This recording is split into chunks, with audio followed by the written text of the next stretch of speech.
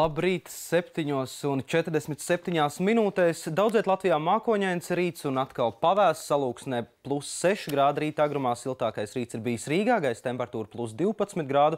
Un šobrīd joprojām Kurzemes vidienē dažviet klīst daži lietus mākoņi, tur temperatūra 9–11 grādi, Zemgalē ap 7–12, Vidzemē un Latgalē vēsāks +6, +8 grādi. Dienas laikā gubu mākoņi veidosies īpaši Vidzemē un Latgalē, kur atkal daudziet lietus gāzes ar pērkonu negaisu un krusu. Daži lietus mākoņi būs arī valsts centrālajā daļā, savukārt Kurzemē tikai tagad rīta pusē nedaudz palīs, pēc tam nokrišņi nav gaidāmi un piekrastē diena paies pat pilnībā bez lietus. Gaisa temperatūra piekrastē gan viszemākā, tikai +13 grādi, Ventspilī un Liepājā, Kurzemes vidienē 16 grādi un arī pārējā valstī diezgan līdzīgi +16, +18 grādus silts.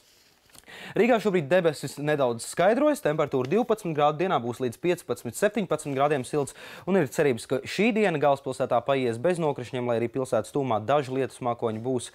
Turpmākajās dienās, lai arī sausāks, tomēr joprojām nesevišķi silts. Nākamajā naktī vietām Vidzemē Zāles augstumā atkal iespējams salna, temperatūra pazemināsies līdz +3–+9 grādiem, dienā 14–19 grādu, vietām nedaudz uzlīs, savukārt piekdiena visticamāk paies bez nokrišņiem, naktī +5, +11, dienā 15–19 grādi.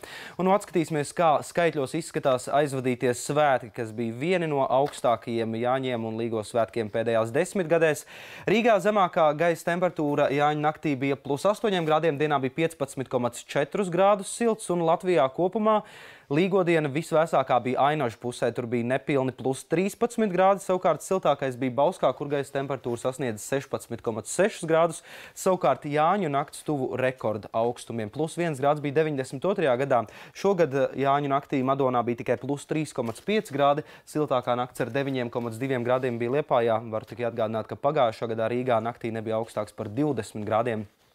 Un pēdējās dienās bijusi arī pamatīga krusa, daudziet Latvijā noklājot zemi pat baltu, vairāku centimetru kārtā, un Līgo dienā dažie cilvēki pat vēl tādus nelielus krusas vīriņus, sniega vīriņus. Un jāsaka, ka prognoze vasarai, kas izskanēja maijā, ka šī vasara Latvijā varētu būt viena no karstākajām pēdējās desmitgadēs, tomēr nesot kopumā mainījusies. Tā ir sacījis doktors Tots Kraufords, kur prognoze maija sākumā plaši izskanēja Latvijā. Viņš gan saka, ka jūnija pirmā puse bijusi kā plānota, ar samērā saulainu un siltu laiku, bet pēdējās nedēļas ar tik plašu augstumu vilni Eiropas ziemeļos un austrumos ir likuši mums pārskatīt prognozi. Ja šāda atmosfēras situācija saglabāsies ilgi, ar mūsu prognozi būs problēmas. Tomēr, pārstrādājot šos visus datus, viņi secinājuši, ka jūlijā situācija tomēr jāmainas un gan Latvijā, gan citviet mūsu reģionā jāatgriežas vasarai un ar diezgan karstu laiku. Nu, cerēsim, ka tā arī būs. 7:50 minūtes, dod vārdu saviem kolēģiem.